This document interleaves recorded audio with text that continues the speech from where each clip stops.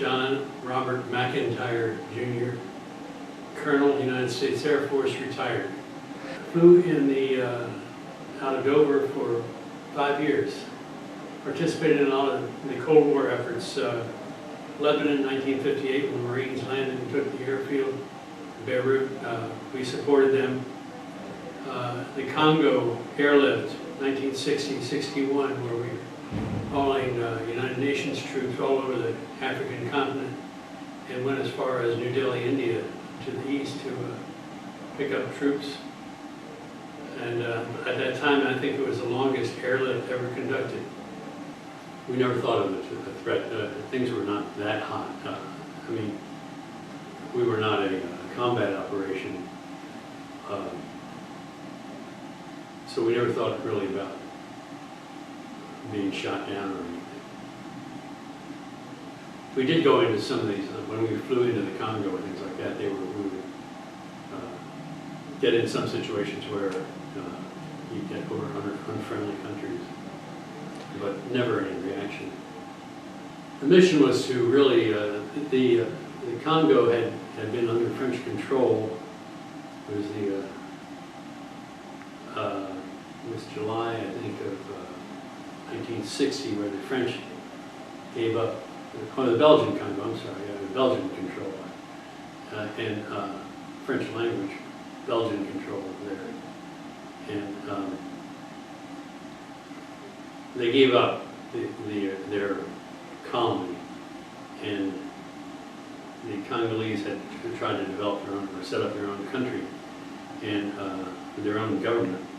And they were having a lot of difficulties with different groups reacting to this.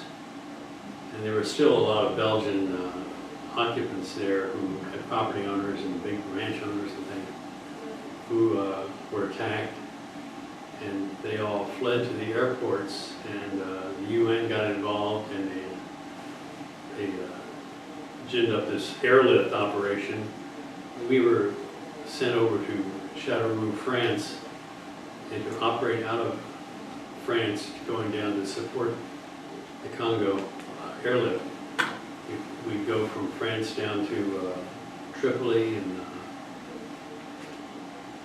Libya, and then down to Nigeria, and then various countries en route, these stops en route, and then into Leopoldville, which was its name at that time. Then it became Kinshasa. But Leopoldville was an amazing operation. A large civilian airport there, aircraft from every nation you could think of.